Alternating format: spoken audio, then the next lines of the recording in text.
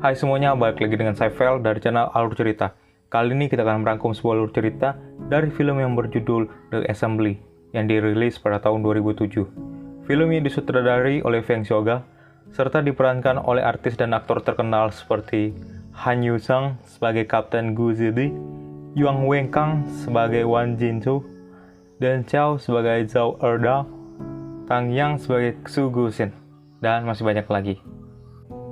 Film yang menceritakan tentang seorang mantan kapten bernama Gu Zidi yang berjuang agar dia dan 47 anak buahnya yang telah tewas di medan pertempuran dapat diakui oleh negara karena pengorbanan mereka sangat berjasa bagi negara di saat perang saudara berlangsung. Dan ironisnya di sana, dia dan anggotanya sempat dianggap sebagai pasukan yang hilang tanpa menerima penghormatan sekalipun. Untuk lebih lengkapnya lagi, mari kita simak videonya.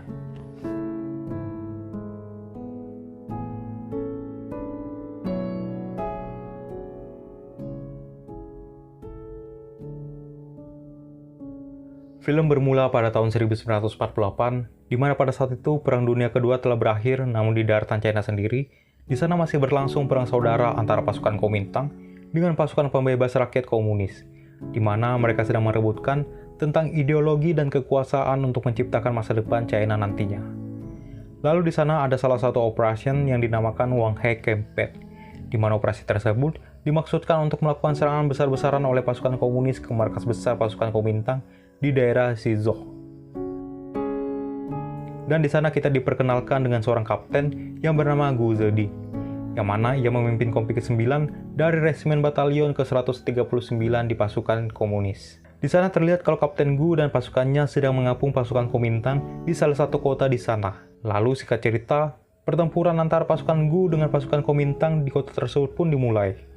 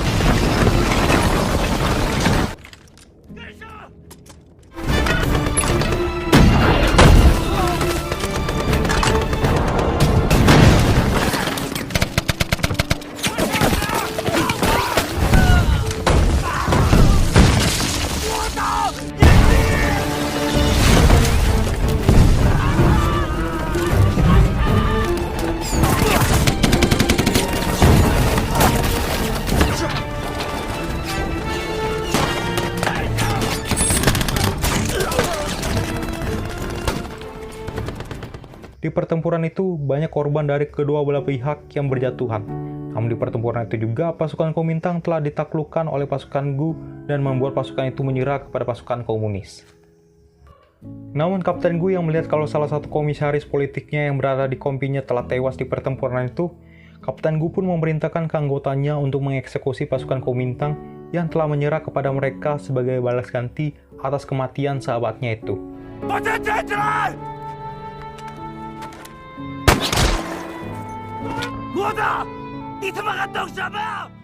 Akibat dari perbuatan itu, Kapten Gu pun dijebloskan ke penjara selama 3 hari oleh atasannya yang bernama Kolonel Li Zeshui.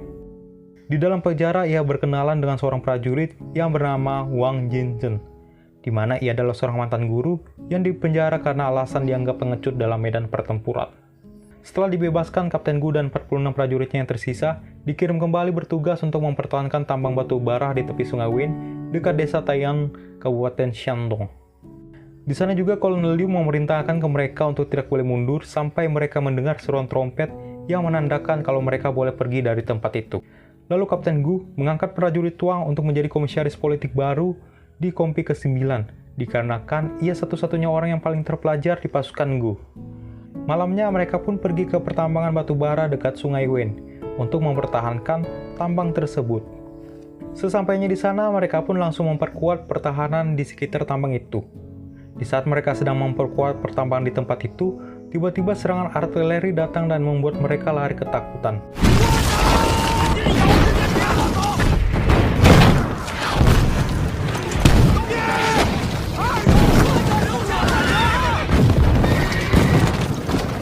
Kapten Gu yang melihat hal itu langsung memerintahkan pasukannya untuk berlindung di dalam tambang tersebut. Dan setelah serangan itu mulai reda, barulah mereka keluar untuk melakukan serangan ke pasukan Kuomintang yang datang ke mereka.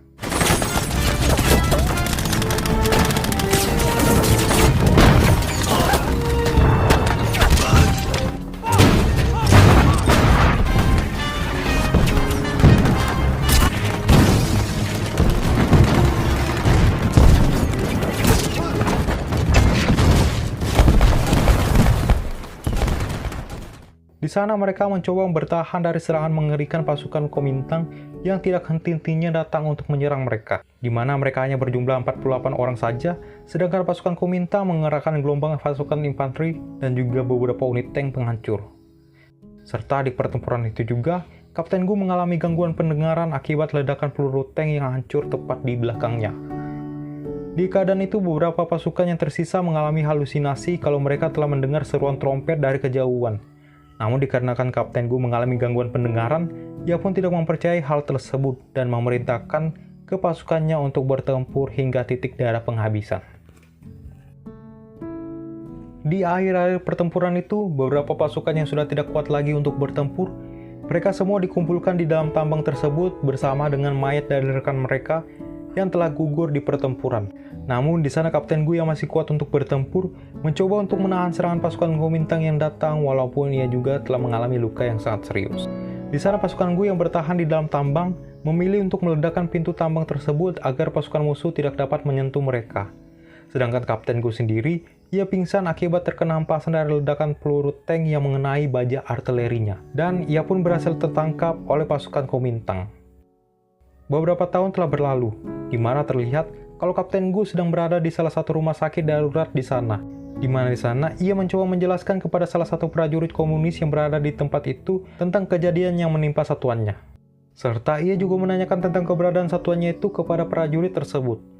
Namun prajurit itu mengatakan kalau mereka tidak mengetahui tentang keberadaan resimen batalion ke-139 dikarenakan di saat Kapten Gu mengalami masa koma, pasukan komunis mengalami reorganisasi pasukan. Karena hal itulah banyak dari pasukan komunis tidak pernah mendengar tentang adanya satuan resimen batalion ke-139 itu. Lalu di sana juga ada salah satu prajurit komunis yang datang ke tempat itu untuk mencari seorang prajurit artileri. Dan di sana Kapten Gu pun mengajukan dirinya untuk bergabung dengan pasukan artileri itu dikarenakan ia dulunya merupakan mantan pasukan dari divisi artileri pada masa pertempuran melawan pasukan Jepang. Singkat cerita, ia pun direkrut menjadi sukarelawan di pasukan artileri, serta di sana juga ia dan beberapa timnya mendapatkan tugas untuk mengintai pasukan musuh di perbatasan semenanjung Korea. Dan selama mereka bertugas, di sana mereka menyamar menjadi pasukan infanteri Korea Selatan, dikarenakan selama mereka memasuki daerah musuh, mereka seringkali menemui pasukan Amerika yang melintasi daerah tersebut. Lalu ada momen di mana seorang komandan yang memimpin misi pengintaian tersebut bernama Zhao Erdo tidak sengaja menginjak sebuah ranjau darat di tempat itu. Hal itu membuat anggotanya panik, namun Kapten Gu menyarankan mereka untuk tidak bergerak dikarenakan hal tersebut akan menimbulkan dampak yang lebih buruk nantinya.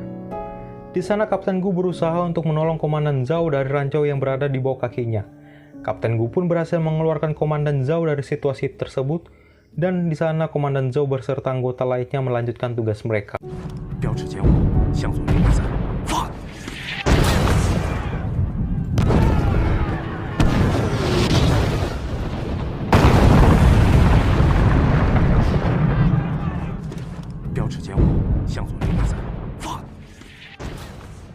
Sedangkan Kapten Gu sendiri, ia harus menahan pressure plate dari ranjau tersebut agar ranjau itu tidak langsung meledak. Dan di saat ranjau itu meledak, Kapten Gu berhasil menghindarinya walaupun ia harus kehilangan penglihatan di mata sebelah kanannya akibat terkena percikan dari ledakan tersebut. Lalu pada tahun 1955 di mana Kapten Gu sedang berada di daerah Sungai Wen untuk mencari informasi keberadaan dari anggota resimennya. Di tempat itu, ia tidak sengaja bertemu dengan istri dari prajurit Wang yang merupakan komisaris politik di pasukan Kapten Gu. Dan di sana, mereka berdua pun mencoba mencari bersama-sama tentang informasi keberadaan dari resimen ke-139 yang dibantu oleh Komandan Zhao. Seiring berjalannya waktu, Komandan Zhao berhasil menemukan makam dari Kolonel Li Zesui yang memerintahkan resimen ke-139 untuk mempertahankan tambang di dekat Sungai Wen. Lalu Kapten Gu beserta lainnya pun mengunjungi makam tersebut. Sesampainya di sana, ia pun bertemu dengan Liang Zi yang merupakan asisten dari Komandan Liu, di mana ia kehilangan salah satu lengannya akibat pertempuran. Di sana Liang Zi menjelaskan kebenaran tentang misi yang diberikan oleh Kolonel Liu kepadanya, kalau tugas tersebut adalah untuk mengorbankan Kompi ke-9 agar memberikan waktu kepada resimen yang dipimpin oleh Komandan Liu untuk dapat mundur dari pertempuran. Mendengar hal itu, Kapten Gu pun marah karena ia merasa telah dikhianati oleh Komandan Liu dan terjadilah sedikit perkelahian di sana.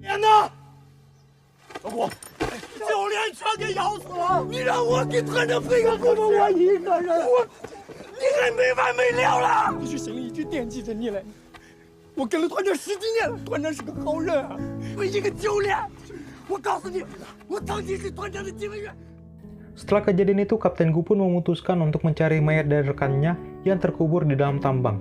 Dan di sana ia pun berkemah di dekat tambang itu serta menggali tumpukan batu bara yang menutupi pintu masuk dari tambang tersebut, walaupun ia sempat ditegur oleh penambang di sana.